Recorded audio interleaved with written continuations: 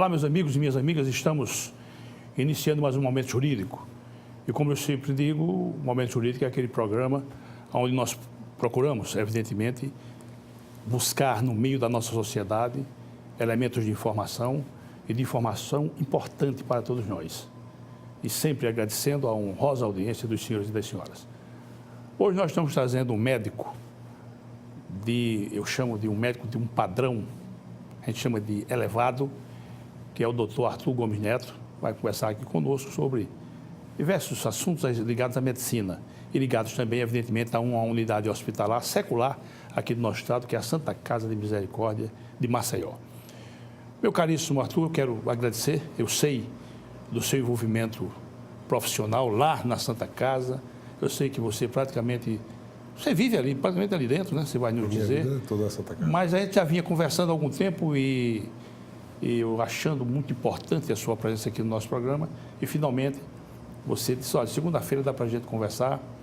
E aqui você veio, que é motivo para nós de muita honra, muita alegria, não só para mim, como para toda a equipe que faz a TV Mar. Mas eu queria inicialmente, Arthur, deixá-lo à vontade para uma primeira explanação, para uma primeira expressão para os nossos telespectadores. Por favor.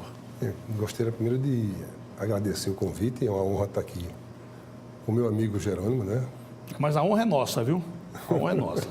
Um prazer muito grande estar aqui e a gente conversar sobre as nossas vidas, né? Você foi um parceiro e um amigo desde que eu sou estudante de medicina, eu era estudante de medicina, e a gente conviveu muitas coisas, né? Claro. Nessa jornada até hoje, nesses 30 anos, eu acho. Né? Mais de 30 anos. Verdade, o tempo passa rápido. Passa muito rápido e é muito prazer estar aqui com você. A gente já vinha trabalhando nessa entrevista há algum tempo, mas agora finalmente... Arthur, eu ratifico que a alegria e a satisfação é nossa. Mas eu queria inicialmente, Arthur, para conhecimento dos nossos telespectadores, porque você é um nome hoje de bastante expressão na medicina de Alagoas. Eu sei porque nós mantemos relações intersubjetivas as mais variadas, eu sei quando se fala de bons profissionais, advogados, etc, etc. E na medicina você é um nome de expressão como profissional. Então, eu queria saber inicialmente suas origens. Você é de Maceió, é, Arthur? Não, sou penedense, né? Nasci em Penedo, eu estou com a idade um pouquinho mais adiantada, o tempo passa rápido, como você me falou, nasci em 61, tenho 56 anos hoje. E vim para Maceió fazer o vestibular de medicina, né? Você fez a sua formação lá em Penedo? Em Penedo, todinha, no colégio público, boa parte no colégio diocesano, que é um colégio privado, depois fui para o colégio público, que é o estadual de Penedo. Depois, o terceiro ano, fiz em Aracaju, mas voltei para Maceió, que é a minha origem, né? Minha terra. Você atravessou ali o rio e foi para Aracaju. Que é mais perto, né? É mais perto, né? Mais perto que Maceió. Quer dizer, de Penedo para Aracaju é mais perto que para Maceió. Aí fui lá fazer, né? Fui lá fazer o terceiro ano, um colégio muito bom, colégio arquidiocesano, e depois vestibular em Maceió e fiz só esse vestibular, graças a Deus. E medicina sempre foi, vamos dizer assim, a sua meta optata, vamos chamar assim, primeiro, ou você antes pensou em fazer direito ou engenharia? Como é que foi isso? Eu, desde pequeno, aquele garoto do interior que adoecia, mas eu tinha um médico que me atendia em casa, que acho que foi a minha inspiração, acho que todo mundo conhece aqui, doutor Hélio, foi até deputado, doutor Hélio lá de Penedo, e a maneira que ele me tratava e que ele conduzia, né, a doença, as coisas que aconteciam comigo, me fez pensar... Despertou, né? Despertou o interesse pela medicina. E eu disse, você é médico, né? Meu pai trabalhava com prótese dentária, uma parte de dentista, fazia prótese para os dentistas lá de Penedo, mas sempre foi na minha cabeça aquela coisa de ser médico. Acho que inspirado, né, no serviço que o doutor Hélio fazia. Perfeito. Todos nós temos realmente uma inspiração que nos leva, que nos desperta para uma determinada profissão que nós vamos abraçar. Eu apelando para a minha memória mais remota, né, eu tive dois fatos que me impulsionaram para o direito. Né? Um foi um júri em Salvador, eu ouvi pelo rádio, e o outro foi um advogado, que eu sempre gosto de prestar essa homenagem a ele, doutor José da Cunha Leite. Ele já faleceu, e foram duas pessoas que me despertaram para o direito, embora eu tenha também enveredado pela medicina, mas eu digo sempre aqui, me faltou talento. Me faltou talento, eu acho que uma voz disse para mim, sai dessa. E eu saí. Ô, Arthur, você fez na Universidade Federal, né? Como é que foi o curso? Tranquilo? Tranquilo, na época era... Naquela época não havia o hospital que há hoje, né? Era diferente. Tem um hospital universitário, mas assim, onde a gente tinha aula era um acampamento da Petrobras. Era, na Petrobras, eu me lembro ali.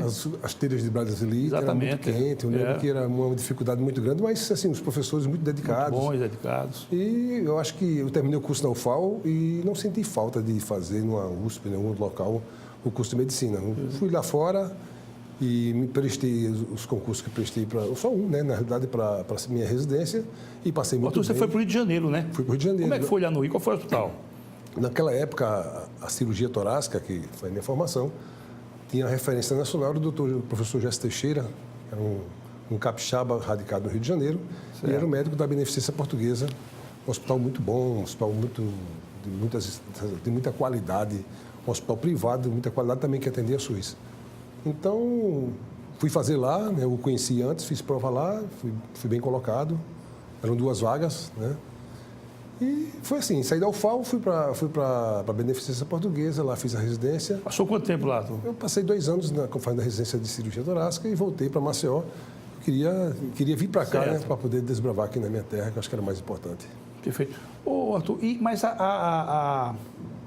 vamos logo esclarecer. A expressão que deve ser direcionada para o médico na sua dinâmica é cirurgião torácico ou pneumologista? Cirurgião torácico. Pneumologista faz formação em pneumologia, né, que é uma especialidade muito, muito relacionada à cirurgia torácica. A gente trabalha muitos pacientes juntos, né, onde o tratamento da pneumologia, o tratamento clínico não chega, a gente parte para a cirurgia e aí que essa conexão entre a cirurgia torácica e a pneumologia. Mas eu sou cirurgião de tórax. Mas você faz também clínica, não faz? Faço clínica também, desde que me formei, acho que por motivo até de sobrevivência, né? A gente fazia, como tem afinidade as 2 especialidades, eu fazia pneumologia, ali eu extraía alguns doentes para a cirurgia e fiquei fazendo clínica esse tempo até hoje, ainda me dedico à clínica, mas hoje menos do que antigamente. Ô, Arthur, mas só para a gente não passar em branco, mas o paciente ele só vai para a cirurgia mesmo no último momento, né? Quando a clínica não consegue, quando tem patologias que são essencialmente cirúrgicas, né? O câncer de pulmão, por exemplo, é uma patologia cirúrgica, sempre possível tratá-lo cirurgicamente, apesar de que, né, hoje com a quimioterapia, as novas drogas de quimioterapia e radioterapia, pego alguns pacientes que seriam a princípio cirúrgicos. E algumas patologias podem ser tratadas clinicamente e cirurgicamente. Eu acho que essa integração entre a pneumologia e o cirurgião vai escolher o melhor tratamento para o paciente. Né, Arthur? Só para a gente, que ainda é uma patologia muito comum, você vai concordar comigo, que é o enfisema. Paciente enfisемatoso.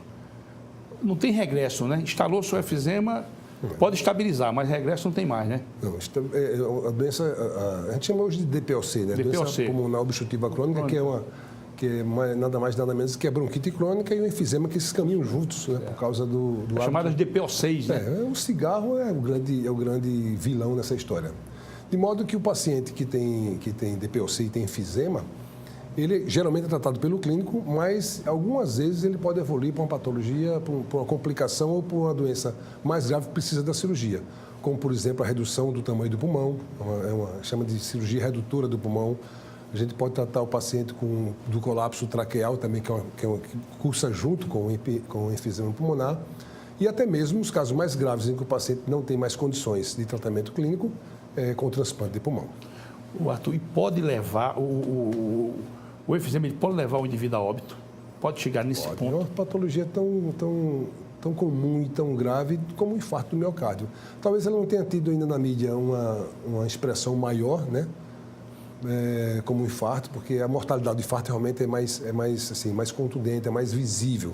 Mas o enfisema pulmonar, a DPOC, como regra, é uma doença que mata muito, é uma doença que leva o paciente, tira o paciente do trabalho, que incapacita, o indivíduo. Incapacita o indivíduo. Muita gente aí dependendo de oxigênio, em virtude da progressão da doença. E o cigarro realmente é o hábito de fumar. Meu caro, mas mesmo com os progressos da medicina hoje, ainda não consegue contornar essas dificuldades das doenças pulmonares obstrutivas crônicas, porque a medicina ela progride em algumas especialidades, ela tem progressos vertiginosos, né? Progressos que você fica a pensar. Então, hoje, essas doenças obstrutivas ainda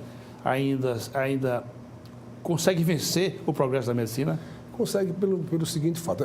Tem muita droga nova que foi lançada, né? Muita coisa que foi lançada nos últimos anos, sobretudo, que melhoraram muito o nível de tratamento. Mas as pessoas insistem em manter esse hábito de fumar.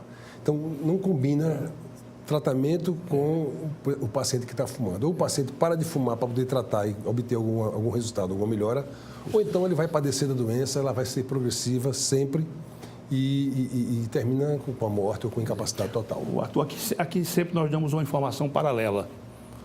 Algumas engraçadas, outras tristes. Cada telespectador vai dar a conotação que achar conveniente. Eu tenho um grande amigo de minha infância. Peço permissão para não citar o nome dele, até porque o pai dele não está mais entre nós. Mas uma vez ele me disse em tom de um lamento profundo. Ele disse, olha, Jerônimo, meu pai vai ao toalete. Se ele não tiver com um cigarro, não faz nada lá. Não faz nada. Ele tem que estar com um cigarro no toalete, porque se não tiver, não adianta ele ir. O que é isso, hein? É uma dependência psicológica. O cigarro, né? provoca uma dependência assim, extrema, psíquica, física, né? As pessoas sentem falta da nicotina. É uma droga, né? A nicotina é uma droga de um poder muito forte de viciar. Acho que perde para o crack, mas para essas drogas comuns que a gente vê por aí, não perde. Então, é uma droga, apesar de pequena quantidade que tem no cigarro, ela é suficiente para a pessoa ficar dependente do cigarro. Algumas pessoas não conseguem se desvencilhar disso. Desvencilhar. E sabendo das consequências, mesmo estando passando mal. E vendo, não, inclusive, né? Exatamente, ela não consegue parar. Um dia desse eu estava num restaurante aqui em Maceió, tinha um cidadão traqueostomizado fumando pela traqueostomia. Traqueostomizado? Eu cheguei até a fotografar, mas fiquei tão estarrecido que não mostrei a ninguém. Fiquei tão chocado com aquela imagem que eu digo, não vou usar isso, não posso usar isso aqui como um exemplo, né? Mas ele estava porque, na verdade, ele tinha tido já exatamente, câncer? tinha tido um câncer de laringe. E estava traqueostomizado, mas fumando através da traqueostomia. Então, esse pseudo-prazer que dá a nicotina, essa dependência do cigarro, faz com que as pessoas extrapolem, né, o limite da razão. É uma coisa muito estranha você ver uma pessoa fumando pela traqueostomia. E eu perdi um amigo da minha geração, ele também já traqueostomizado, ele estava fumando. Fumando, exatamente. Agora, interessante que esse meu amigo, ele disse para mim que havia... Você vê como são as coisas, né? Eu não sei onde ele foi buscar aquilo, mas ele achava que ia voltar ainda, porque em algumas condições consegue colocar uma prótese, né? Uhum. Em outras não tem jeito, o indivíduo perde a voz mesmo. Perde, fica. E ele estava falando, colocando o dedo, né? Para obstruir ali o ar e falando. Ele fala com uma voz como de robô, né? Uhum. E ele disse que ia voltar a falar porque o médico havia cometido um erro, mas que ele estava aguardando uma chamada dele para o Rio de Janeiro para ele... Para fazer. Mas ele não resistiu, não. Morreu, ele estava com câncer ali já. A doença é progressiva. O Arthur, evoluindo na nossa conversa, meu caríssimo amigo, o que foi que lhe chamou a atenção para a cirurgia torácica? Porque medicina foi aquele médico da infância. E para a cirurgia torácica, o que foi que você...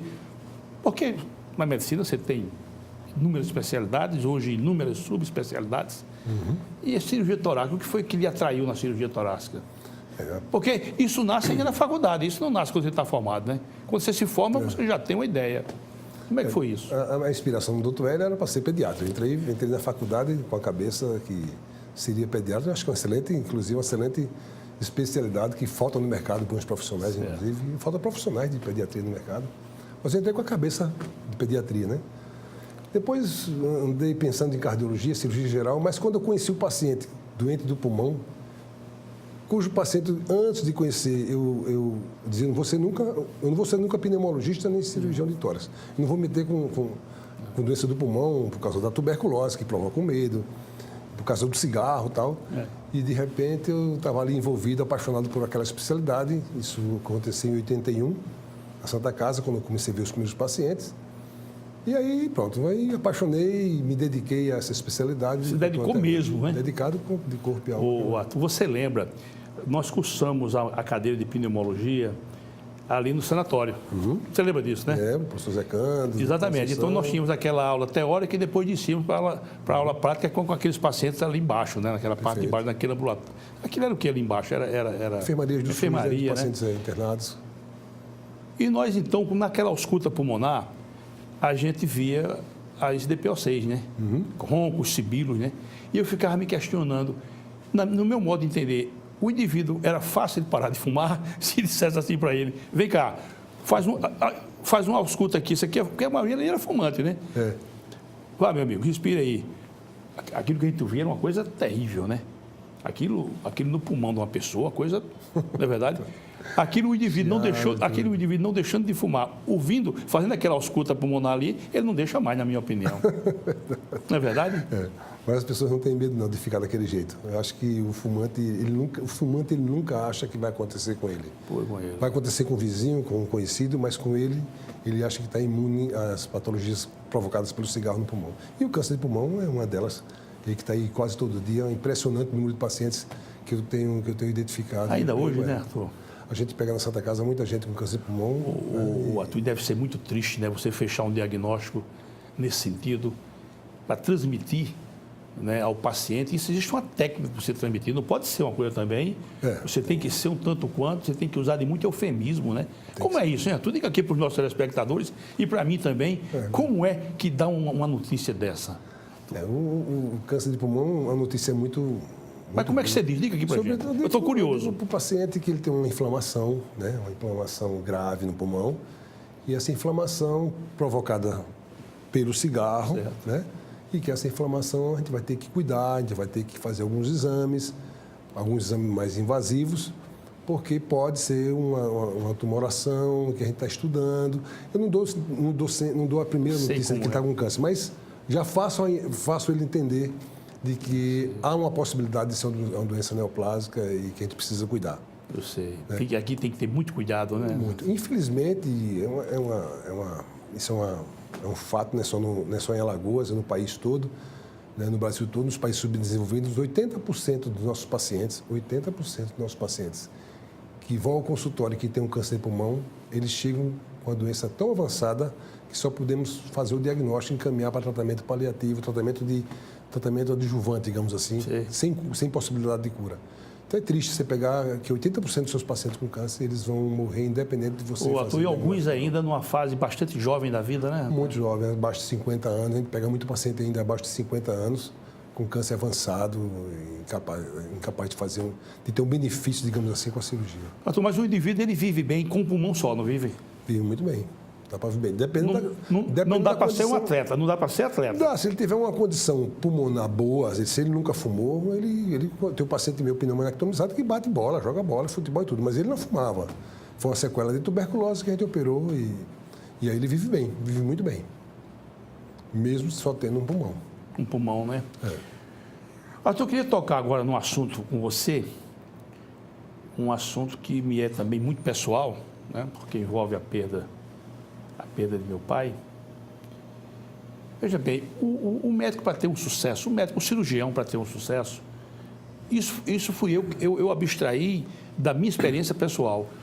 Um médico para ter sucesso, eu acho que é preciso, não é que você me demita, evidentemente, diga que eu estou equivocado no meu pensar, mas eu acho que um médico para ter sucesso há de ter 3 fatores que tenham convergência. Ele tem que ter o preparo intelectual, né, elevado, claro, para poder lidar com a tecnologia avançada, mas só essas 2 coisas, se o paciente não ajudar, ele não tem sucesso. Então, tem que ter o conhecimento científico, claro, tem que ter disponível uma tecnologia avançada e o paciente, eu digo, o organismo do paciente tem que ajudar, senão o médico não consegue ter sucesso. Eu estou dizendo alguma besteira? Não, absolutamente. O médico como toda a profissão, o médico tem que estar preparado, tem que estudar, né? Claro. Se você não estudar, você não vai estar, assim, não vai acompanhar as evoluções da profissão e não vai realmente conseguir bons resultados, porque você não vai conseguir fazer diagnósticos de algumas patologias. Isso é um fato. O segundo, você tem que se dar bem com o paciente, você tem que tratar o seu paciente como um paciente, você tem que se envolver com ele.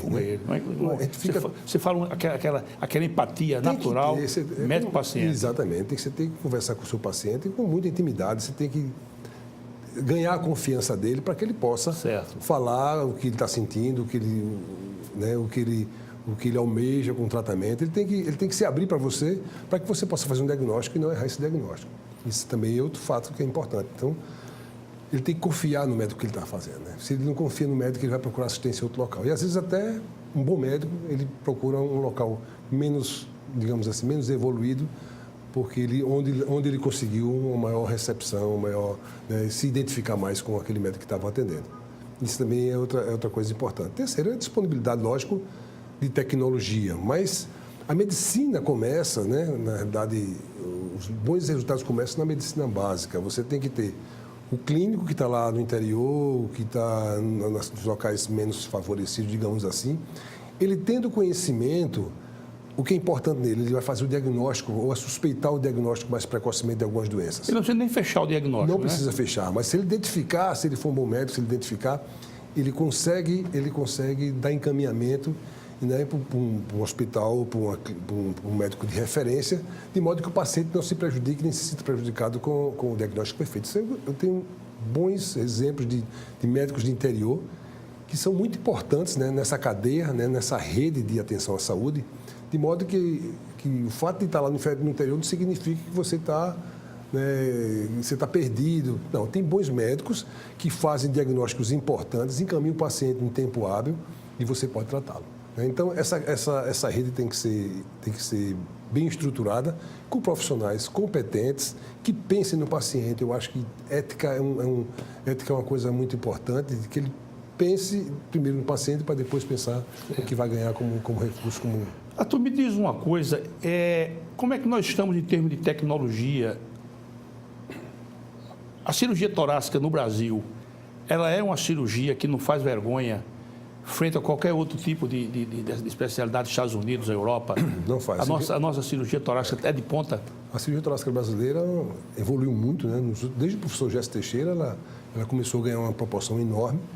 E hoje é uma referência, nós somos referência no mundo. A cirurgia torácica brasileira hoje é respeitada no mundo todo, na Europa, no Canadá, até nos Estados Unidos. Então, a gente tem hoje grandes exemplos de nomes da cirurgia torácica, o Dr. José Camargo, no Rio Grande do Sul. Você vai para São Paulo, tem grandes nomes, do Flávio Jatene, e etc. Tem muita gente boa, né? Muita gente boa. E sem esquecer do nosso Nordeste. Eu acho que a gente conseguiu evoluir muito, né? Depois da internet, de 30 anos para cá, a gente evoluiu bastante e eu acho que a medicina que se faz hoje, pelo menos na cirurgia torácica, no Nordeste, não deixa a desejar do resto do país e de algum lugar do mundo. Eu acho que a pessoa que estiver aqui, em Alagoas mesmo, né? Você já saiu para operar fora? Já Por exemplo, a família diz assim, vamos dar um exemplo hipotético, Rio Grande do Norte, não, eu quero que o doutor Arthur, lá de Alagoas, me opere. Já aconteceu isso? Nós já operamos pacientes vindo de Roraima, de outros estados. Eles vêm para cá? Vêm. Mas você pode ir também? Recentemente nós fomos operar em Divinópolis, lá em Minas Gerais, para ensinar uma técnica operatória da cirurgia torácica, da cirurgia da traqueia, que a gente tem uma experiência boa. Fui recentemente a Belém do Pará. Estou indo agora, talvez daqui a 15 dias, a São Luís do Maranhão, montar lá com um colega lá um serviço de cirurgia da traqueia. E assim foi. Existe esse intercâmbio de cirurgiões. A medicina hoje está muito, a gente chama um fenômeno chamado de globalizada, né? Globalizada. E essa globalização é importante porque a gente troca experiências. E quem tem mais experiência num determinado tipo de doença, ou porque tem mais do seu estado, faz com que você desenvolva mais a técnica e, desse modo, você possa transmitir o que você desenvolveu, o que você aprendeu, para outros colegas das regiões mais próximas.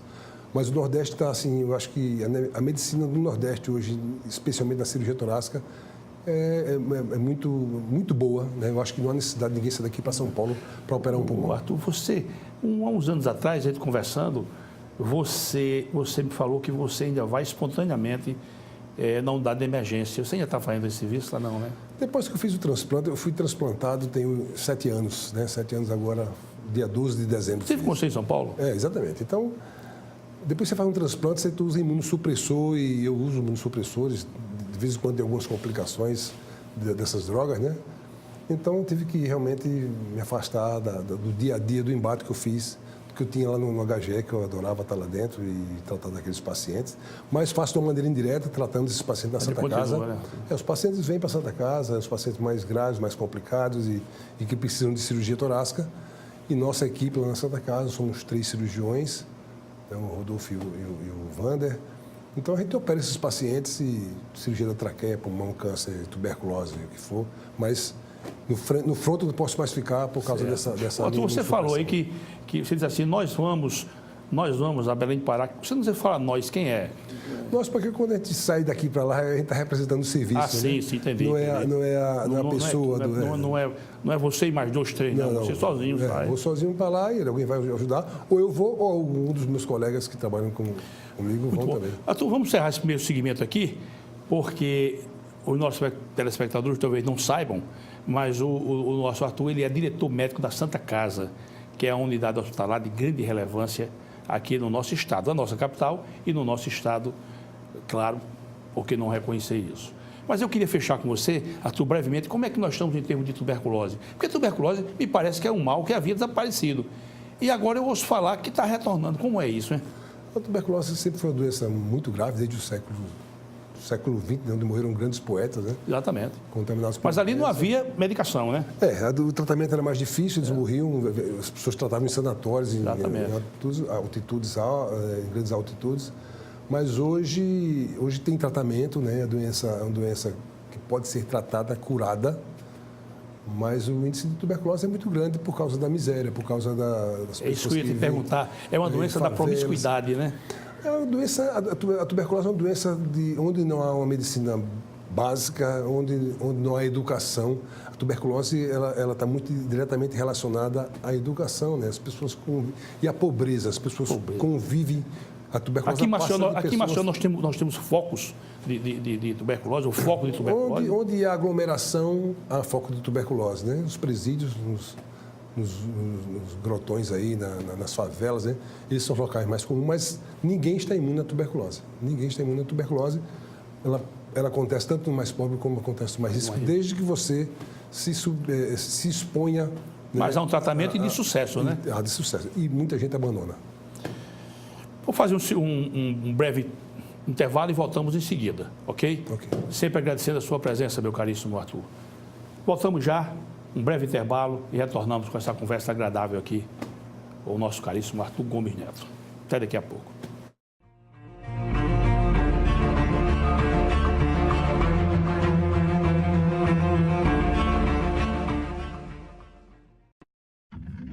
A CL Investimentos é uma empresa que trabalha com imóveis próprios. Quando precisar locar ou comprar um imóvel, procure a CL Investimentos. Aqui só locamos e vendemos imóveis próprios. Por isso damos garantia de um investimento seguro. ACL Investimentos, Rua Durval Guimarães, Edifício Leonardo da Vinci, Ponta Verde. Fone 3327-3911. Quando o assunto é o seu carro, além de escolher a marca líder, escolha também a concessionária que faz mais por você. Por isso, a Blumari oferece o melhor atendimento em serviços, peças e acessórios. E ainda tem as melhores negociações, sendo totalmente certificada pelos padrões Fiat de qualidade e líder de mercado em seu segmento. Fiat Blumari, a marca do seu carro. Avenida Gustavo Paiva, Mangabeiras. O filé do Zezé é a melhor opção. Temos um cardápio variado de churrasco e comida caseira. Churrasco de picanha preparados de um jeito todo especial. Zezé em Casa, 3313-4004. O Borrachão você já conhece. Aqui você encontra uma infinidade de produtos sempre com o menor preço. Dá uma olhada. Compressor de ar da Pressure, 24 litros, 116 libras, por apenas R$ 749,90. Tem ainda aspirador industrial da Ride, por apenas R$ 549,90. E na linha automotiva ainda tem para-brisas a partir de R$ 219,90 e você não paga a mão de obra. Corre pro Borrachão, 3336-4646.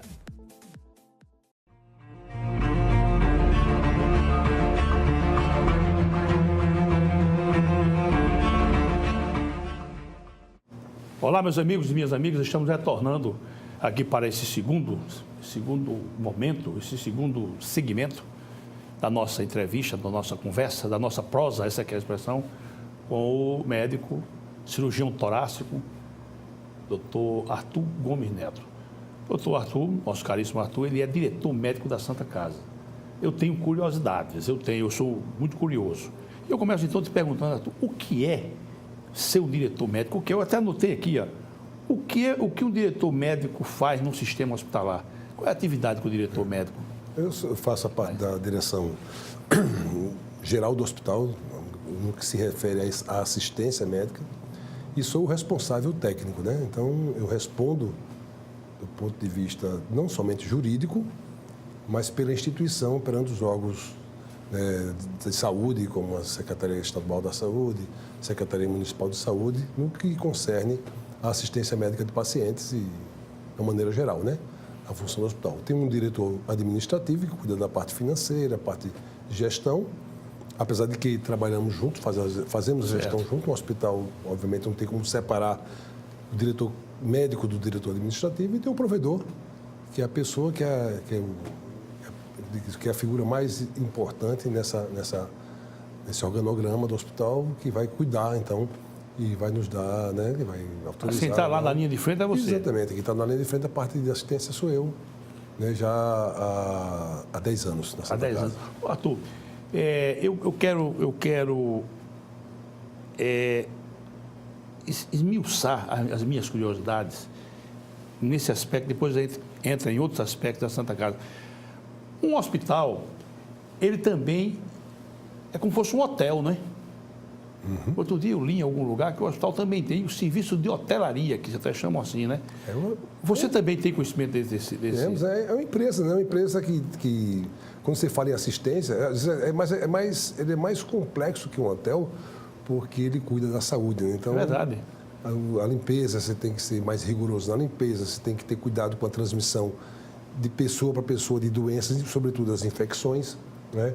Você tem de cuidar de feridas, você tem que cuidar, né, do psicológico, tem que cuidar da família. Ali ninguém está a lazer, né? Está todo mundo ali, tem sempre alguém com atenção maior ou menor, mas tem uma atenção e que quer sair com resultado positivo, nem sempre isso é possível. De modo que essa parte da hotelaria, do acolhimento do paciente é muito importante, né? E a gente trabalha sempre junto, vendo a parte o que a gente pode fazer na prevenção de transmissão de doenças, como no conforto do paciente. Isso você tem coordenação, né? Por exemplo, eu quero ficar na parte de hotelaria, você tem uma coordenação, né? Você se reúne todos os dias ou são dias específicos na semana?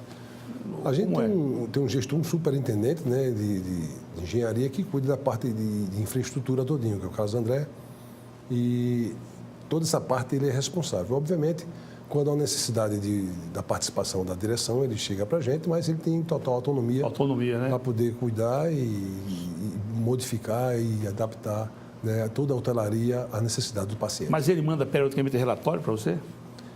A gente trabalha junto, né? A gente se reúne pelo menos uma vez por semana, a alta direção do hospital reúne, e a gente vai ver os maiores problemas que a gente pode resolver, que é que precisa da intervenção da provedoria. Quantos médicos tem hoje a Santa Casa? Hoje na faixa de 450 médicos, 500 atuando médicos. lá, né? No complexo Santa Casa. Que necessariamente não tem nenhum vínculo empregatício com a Santa Casa. Ele apenas usa a independência. Alguns sim. Alguns sim, tem claro. alguns médicos contratados, né, com carteira assinada, CLTistas, e tem outros que prestam assistência à instituição, eles tratam o seu doente na instituição Santa Casa. Então, mas a gente tem hoje não é só a Santa Casa do Centro, a gente tem na realidade quatro hospitais, né? Que é a Santa Casa Rodrigo Ramalho, que é aqui exclusivamente 100% SUS, voltado ao paciente oncológico. Fica ali no Sobral. No Sobral. Tem a Santa Casa do Centro, que é para paciente de convênio SUS. A tradicional, onde né? a gente trata a maior parte de alta complexidade, né? Cardiologia, ortopedia, oncologia também. Tem a Santa Casa do Farol, né, a Santa Casa Farol, que é onde a gente faz a parte de obstetrícia para pacientes de convênio. E onde temos nossa oncologia pediátrica dos pacientes do SUS. O nosso Elvio está onde? O Elvio estava na Santa Casa Farol e agora está voltando para a Santa Casa Centro, onde ele fará a parte de nutrição, a parte da especialidade dele, que é terapia nutricional e a parte de curativos também. E tem a Santa Casa Nossa Senhora da Guia, que é lá no Poço, né? Onde tem a nossa maternidade e hospital de cirurgia pediátrica, cirurgia infantil, que, modéstia à parte, é um cartão... Lá em Penedo também há uma Santa Casa em Penedo, né? Tem Penedo, tem Pilar. Né? Pilar, né? Tem São Miguel. São Miguel dos Campos. A Santa Casa tem um bocado... A de Penedo, aquele prédio é secular, né? Secular. Ela é mais antiga do que a Santa Casa de Maceió. Tu me diga uma coisa, como é que o médico foi fazer sua residência, ele retorna a Maceió, como é que ele tem acesso ao ambiente da Santa Casa? É uma curiosidade que eu tenho. Ele tem que lhe procurar, ele tem que entrar em contato com você, né? Uma vez que ele fez sua especialização, ele quer retornar para a Santa Casa e tem que procurar o chefe do serviço. Não, ele nunca esteve na Santa Casa, ele se formou e foi fazer a residência. Se ele quiser entrar na Santa Casa, por exemplo, ele vai procurar o chefe do serviço. Ele quer operar na Santa Casa. Ele procura o chefe do serviço, né? O chefe do serviço vai analisar, né, a necessidade daquele colega, vai analisar currículo, ele tem que ter, obrigatoriamente, tem que ter residência médica reconhecida, né, uma residência reconhecida pelo MEC, ou seja, ou residência do MEC ou ter o título de especialista da Associação Médica Brasileira. Certo. Para poder ele ter essa chance de entrar na Santa Casa. Vai ver a necessidade do serviço e aí a gente vai avaliar, né, o comportamento desse colega, referências, etc., para que a gente possa admiti-lo na instituição. Arthur, deixe só eu aprofundar mais um pouco essa análise. Bom, vamos admitir que não haja necessidade, mas ele quer operar os pacientes lá, como é que faz? No caso de ser um médico, a gente chama de freelance, um médico que frequenta a Santa Casa. Fica inviável isso? Não fica, não. Mas tem médico que traz, ele não vive o dia a dia da instituição, certo, mas tem que ter um local de referência para ele operar e na Santa Casa a gente cadastra alguns colegas, sempre a gente avaliando essa parte de curricular e de relação do médico. São quantos centros cirúrgicos na Santa Casa? A gente tem hoje um centro cirúrgico na Santa Casa do Centro, com 13 salas de cirurgia. Quantas salas? 13 salas de cirurgia. Certo. A gente tem mais um centro cirúrgico na Santa Casa Poço, que é a parte de maternidade e cirurgia pediátrica. E temos na Santa Casa Farol mais um centro cirúrgico, onde a gente faz também a parte de maternidade. Mas na Santa Casa aqui, vamos chamar no núcleo maior, que tem 13 salas, deve ser tudo ocupado, né? A gente tem um movimento grande. Hoje a gente opera mais de 2.000 pacientes por mês no Complexo Santa Casa, né? E aqui no centro, mais de 800 pacientes mês são operados das mais diversas patologias. E tem vaga para o médico novo? Tem. A Santa Casa, a gente apesar de todo esse movimento, a gente tem ainda a capacidade de receber alguns colegas que queiram trabalhar na instituição, sobretudo cirurgiões. É, né? Uhum. E eu sei que vocês fazem periodicamente, fazem congressos, fazem o que a gente chama de esquema de estudos. A gente tem um trabalho de educação continuada com a doutora Laide, a gente tem uma unidade de ensino e pesquisa, né?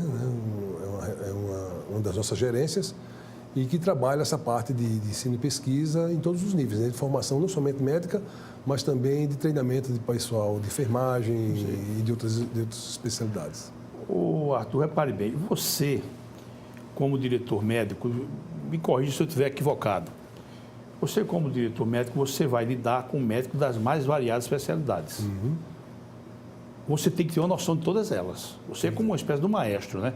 O maestro, por exemplo, ele tem a especialidade dele, por exemplo, em violino, mas ele sabe se o cara do piano deu uma nota errada. É mais ou menos como o diretor médico? É mais ou menos. Você vai tratar com o ortopedista. Você tem que ter uma noção de ortopedia. Tem que ter uma boa noção.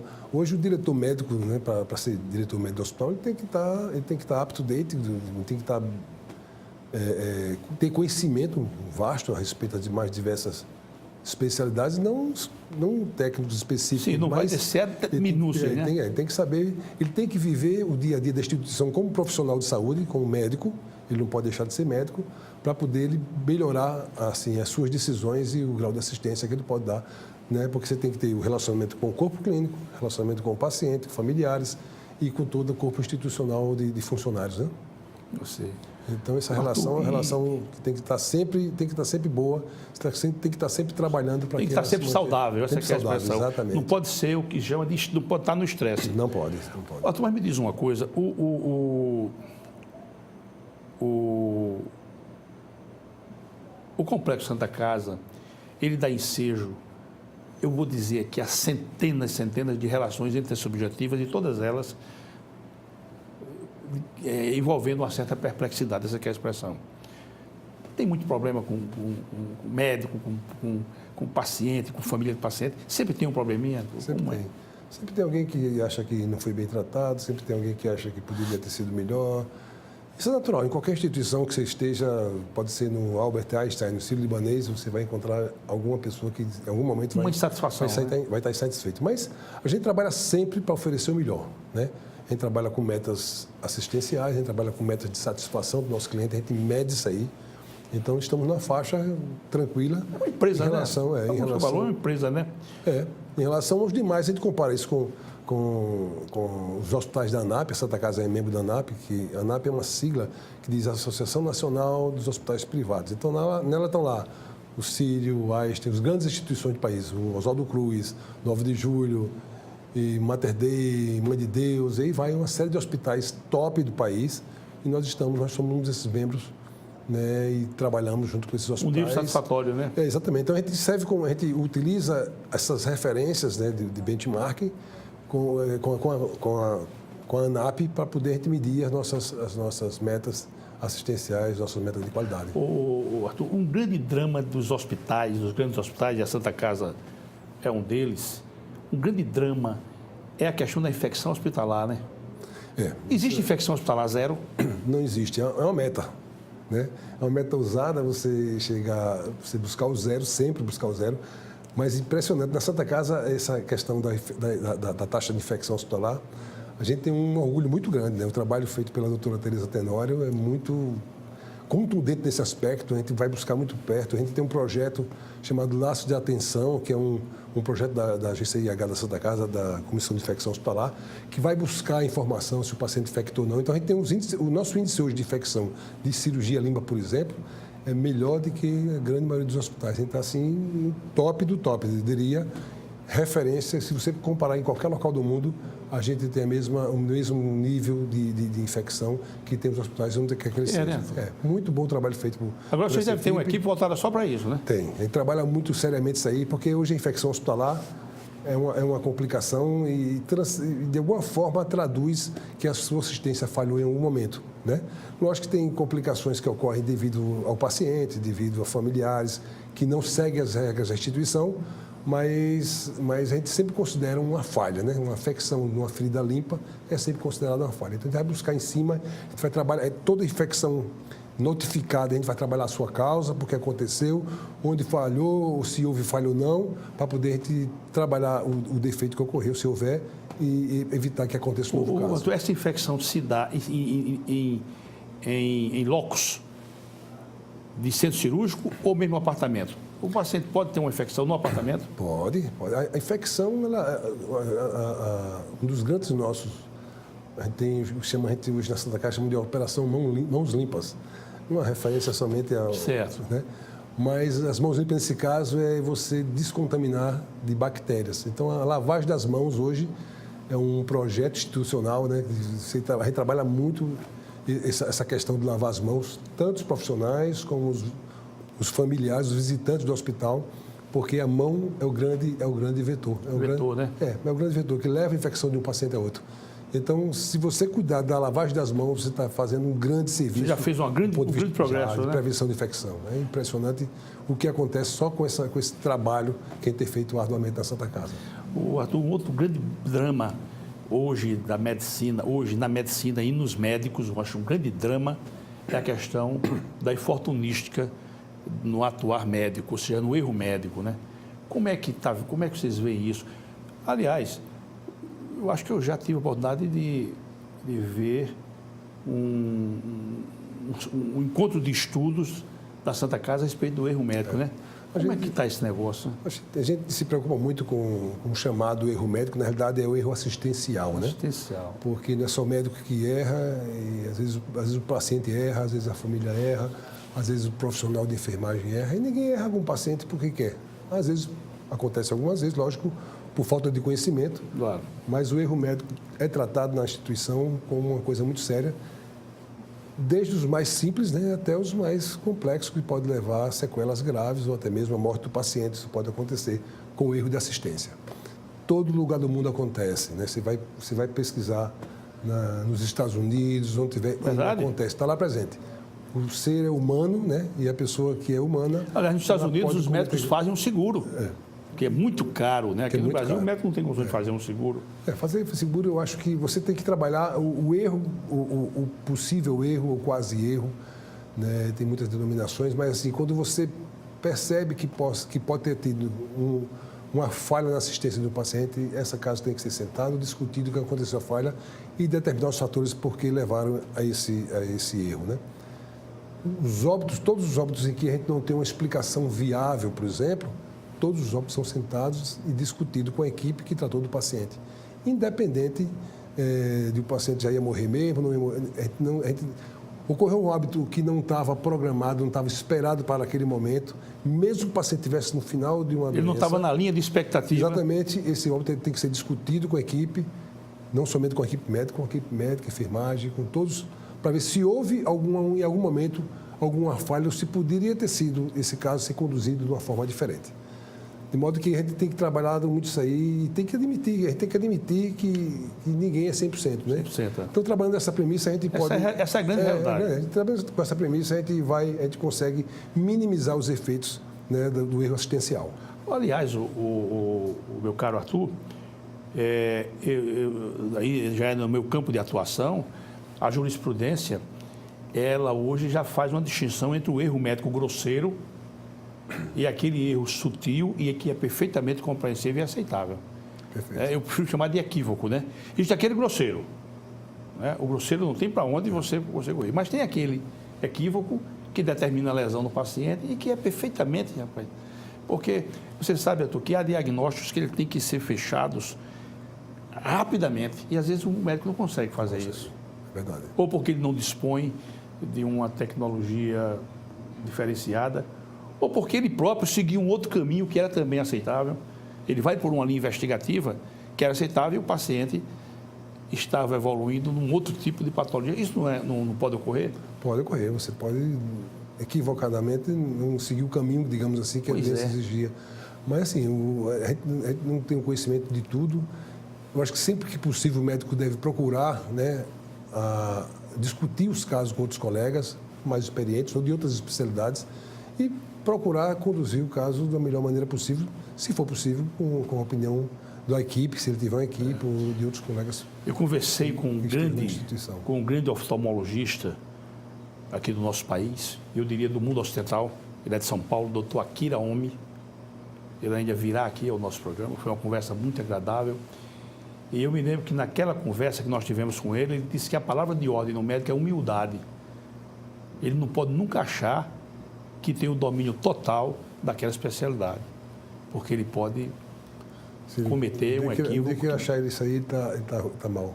Né? A gente sempre está aprendendo, mesmo que você tenha feito várias vezes, sempre o caso exige um conhecimento a mais, exige uma técnica a mais, exige um movimento a mais ou menos. Então, eu perguntei ao doutor Akira, ele é especialista em glaucoma. Eu perguntei a ele, isso serve para qualquer especialidade, para a sua, você vai dizer se eu estou equivocado ou não. O doutor Akira é um médico bastante significativo na sua capacidade de exercer a profissão. Quanto tempo leva? Ele disse, a vida toda. É verdade, né? É verdade. Você vai passar a vida toda sabendo que sempre vai aparecer uma novidade, todo dia tem uma coisa nova. Todo dia tem uma coisa nova acontecendo. E a gente na Santa Casa, a gente tem o UpToDate, que é um portal, né, médico, em que dá tudo o que está acontecendo no mundo, nas especialidades, em todas as especialidades. Ele vai atualizando e comentando o que está acontecendo de novo no mundo. Então, todos os médicos da instituição, eles têm acesso a esse portal, na Santa Casa, gratuitamente. E é muito interessante o que acontece. Na minha especialidade, você abre hoje, amanhã, daqui a pouco, já tem uma coisa mais nova e a gente vai crescendo e vai discutindo. Enquanto nós estamos conversando aqui, batendo esse papo, existem, na sua especialidade, pessoas mergulhadas em investigações profundas, né? Com certeza. Os trabalhos científicos estão aí o dia todo, né, nos hospitais, nos mais diversos hospitais, e fazer pesquisa é uma coisa que a gente tem trabalhado nessa casa. Novas técnicas na cirurgia torácica, sempre novas técnicas? Técnica de abordagem. Então, técnica nova assim não surge todo dia, logicamente, mas assim, o que há de mais novo na cirurgia do tórax, na cirurgia de uma maneira geral, é a cirurgia por vídeo, né, que foi um marco há 20 anos atrás, e começou assim, solidamente na cirurgia torácica, falando da minha especialidade, e agora a cirurgia por robô, né? Por robô, que é robótica. Mas não temos aqui ainda não, né? Aqui em Maceió não, temos em Recife, temos em outros estados maiores. É muito cara, a cirurgia é muito cara. E o valor agregado na maioria das cirurgias, não é, ao meu ver, pelo menos é uma opinião pessoal, não faz com que a gente tenha a obrigação de ter uma cirurgia robótica com tanta brevidade. Eu acho que existe uma forçação, em muitos casos, de barra para você fazer a cirurgia robótica, até mesmo para pagar, né, para pagar aquele investimento que é altíssimo, mais de $1 milhão de dólares, né? Investimento altíssimo, uma manutenção desse robô muito alta, mas assim tem cirurgias que parece que nasceram, elas nasceram para ser feitas por robô, pela via robótica, né? O robô não faz sozinho, faz com um cirurgião manuseando, já fora do campo, é muito interessante. Aí vem aquela história dele dominar a técnica, dominar né? A técnica, a tua medicina a medicina é uma atividade cara? A gente pode encarecer e pode ser barata. Eu acho que você tem que ter bom senso, né? O médico tem que ter bom senso e solicitar o exame, como diz o nome, o exame é complementar, né? E como ele é complementar, você tem que ter na mão, quando você trabalha com pacientes, você tem que ter uma hipótese diagnóstica, né? Você tem que ter, para poder você solicitar exames que venham confirmar ou não a sua hipótese diagnóstica. Eu tive, um mês atrás, eu estive no CONAP, que é o Congresso Nacional da ANAP, né? E eu vi uma palestra muito interessante do secretário estadual de Saúde de São Paulo, né? Em que ele falava que 50% dos exames, né? 50% dos exames que são solicitados de pacientes, né? 50% sequer o paciente vai buscar. Né? Então, 60% do que é feito não tinha necessidade de fazer, 50% desses 60% sequer o paciente vai buscar. Então, existe um desperdício muito grande, né? Um desperdício muito grande de solicitação de exames, especialmente os exames de imagem, de tomografia, de ressonância magnética, agora com o PET-CT, que algumas pessoas acham que o PET-CT é a solução do diagnóstico de câncer, não é, tem que ter uma indicação específica. O paciente não vai nem buscar o exame? Não vai nem buscar o exame, faz o exame, o médico solicita, ele nem vai buscar. Isso é comum, 50% do exame está lá. Isso é um custo altíssimo, né? Um custo altíssimo para o Sistema Único de Saúde e para os convênios, né? O convênio poderia ser muito mais barato se tivesse esse cuidado, né, dos seus profissionais estarem digamos assim, ter o conhecimento do que vai pedir e reduzir esse custo. Tem muito como reduzir, né? 40% dos pacientes internados, a gente falou, né, que 40% dos pacientes internados não deveriam estar internados. Podiam ter tratamento ambulatorial. Imagina o custo disso. Né? Imagina o custo disso. Paciente de home care é mais barato que se ele tiver internado? Como é que funciona isso, Arthur? O home care é uma extensão do hospital, digamos assim, para a casa do paciente. Então, é mais barato ou mais caro? Eu acho assim, quando bem indicado, ele é bem mais barato porque não requer a estrutura hospitalar. A estrutura hospitalar é muito cara, de enfermagem, de tudo. Por que é que os planos de saúde recalcitram, essa aqui é a expressão, em atender de imediato uma indicação de home care? Você sabe, você sabe dizer. Isso é meio danado, porque assim, eu tenho algumas hipóteses, eu penso que alguns pacientes que vão para o home care criam uma facilidade, né? Criam uma facilidade, o paciente está em casa, com assistência de médico, com assistência de enfermagem, com medicamento, com tudo, e você, assim, desmamar o paciente, digamos assim, dessa tranquilidade, dessa facilidade que a família tem, torna-se meio difícil, né? Então, às vezes, essa resistência do plano de saúde em permitir o home care, ele prefere pagar mais no hospital, e sabendo que algum dia o paciente vai sair mais precocemente, entendi. Manter o paciente em home care, que fica mais difícil vão sempre arranjar uma maneira de manter aquele paciente, e é meio complicado você... Porque os nossos tribunais, pelo Brasil afora, por esse imenso país nosso, eles são quase que unanimidade no seguinte sentido: a palavra do médico que está assistindo o paciente é o que se chama de palavra de ordem. Uhum. Então, o médico diz, paciente pode ser tratado na modalidade home care. Então, o plano vai e traz uma opinião de um médico que não está acompanhando o paciente.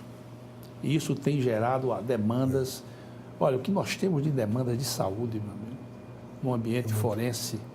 A judicialização é um bem, eu acho, por um lado, e por outro lado, eu acho que assim, tem gente que utiliza de má fé, né, esse benefício, digamos, que a população tem de ter a sua necessidade reconhecida e agilizada por uma decisão judicial, mas a gente tem que ver com algum cuidado, né, talvez com câmaras técnicas, né, para avaliar cada caso, porque a gente sabe como é que é, né? Esse mundo hoje, né, pode forçar uma situação que não é de verdade. E outra coisa, cada cabeça é um mundo, né? Cada cabeça é um mundo. Mas eu já recebi aqui do nosso diretor técnico, aqui do programa, a sinalização de que estamos nos aproximando da fase final. Mas eu queria, antes de fazer uma pergunta, que é uma curiosidade minha e certamente dos nossos telespectadores. O médico ainda fica, um médico no seu nível, ele ainda fica impactado que eu digo, ele ainda se ressente diante da morte do paciente? Certo. Ou aquilo passa a ser mais um número? Não, a morte, você não pode banalizar a morte, né? Apesar que tem gente que se acostuma com ela, mas assim, eu acredito que mais de 99% dos médicos que prestam assistência ao seu paciente, que se envolvem com o seu paciente, ele não considera a morte jamais como uma coisa assim, muito natural, né? A gente sempre luta pela vida do paciente. Eu acho que a gente não pode extrapolar, né? A natureza tem um tempo, vai viver por um tempo, ninguém vive eternamente. Mas assim, você perder um paciente, sobretudo quando não é esperada essa morte, eu acho que isso provoca um impacto muito grande na gente e a gente sofre com isso. A gente sofre junto com a família como se perdesse, como a gente se sente derrotado, digamos assim, pela medicina ou pela natureza, quando isso ocorre. Isso sem nenhuma pieguice, né? Sem nenhuma.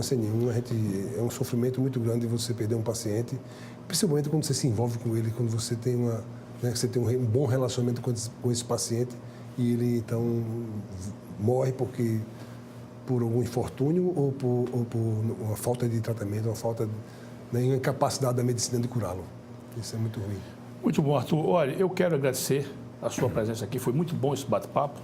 Eu costumo sempre dizer aqui aos nossos convidados que eles virão mais vezes, numa outra ocasião, sempre que houver um momento oportuno, sempre que houver um fato que eu chamo de momentoso, você vai vir aqui de novo, nos dar essa honra de bater esse papo contigo. Mas eu quero deixar para que você, em breve síntese, faça um último direcionamento de sua palavra para os nossos telespectadores, de confiança na medicina e de confiança nas nossas instituições hospitalares. Por favor. Primeiro que, né, a gente tem que sempre estar atualizado, sempre estar buscando atualização e da Santa Casa. Né, eu falo da Santa Casa com muita honra, com muito orgulho, mas também de outras instituições. Maceió a gente hoje aqui em Alagoas tem boas instituições hospitalares que prestam assistência com nível de excelência. Apesar de o único hospital, né, considerado com título, digamos assim, de acreditação internacional é a Santa Casa. A gente tem certificação ONA de excelência e tem certificação canadense de excelência. Mas a assistência médica, de uma maneira geral, no estado de Alagoas, eu acho que melhorou muito nos últimos anos, tem crescido bastante, com profissionais muito competentes em todas as instituições. E eu falo da Santa Casa com muito orgulho, que ela é a minha casa, onde eu fiz minha formação como estudante de medicina, né, como fiz como médico e estou lá até hoje. Tenho um orgulho muito grande de trabalhar com a equipe que eu tenho de cirurgia torácica e muito também de fazer a gestão com o que eu estou fazendo. Né? O Dr. Humberto é uma pessoa que eu tenho o maior carinho, eu tenho a maior admiração, porque ele me introduziu na gestão e não porque ele me conheceu, eu tenho amizade, eu não o conhecia quando ele me chamou, mas ele confiou no meu trabalho e nós trabalhamos juntos assim com muito envolvimento, com muito carinho pela instituição Santa Casa e a gente observa isso nas atitudes dele, né, e no crescimento que a Santa Casa teve nos últimos anos. Eu acho que é uma instituição secular, a Santa Casa, e está de parabéns pelo que tem feito pela medicina, não somente do paciente que tem convênio, mas especialmente pelo paciente do SUS. A Santa Casa é um hospital que mais de 60% dos pacientes atendidos na Santa Casa são pacientes do Sistema Único de Saúde. Não podemos atender todos, essa é uma realidade. Todos não há condições, mas atendemos com muito cuidado, com muito carinho, com muita dedicação e qualidade. Eu acho que o paciente da Santa Casa, se você fizer uma pesquisa direitinho, você vai ver que ele sai de lá muito tranquilo e muito orgulhoso da instituição e da entidade que nós temos aqui. Maravilha, Arthur. Quero te agradecer. Sucesso lá nos seus empreendimentos lá na Santa Casa. Dê um abraço lá em todo mundo. E sabe que eu também tenho, pela Santa Casa, um carinho muito grande, pelas amizades que eu tenho lá. Grandes amigos ainda do curso médico, tenho lá. Então, a Santa Casa, para mim, também é uma referência. Muito sucesso, seja feliz nas suas atividades e conte sempre aqui com o nosso programa, o Momento Jurídico, aí na TV Mar. Meus caríssimos telespectadores, muito obrigado pela audiência honrosa sempre e até o próximo encontro, se Deus quiser. Tchau.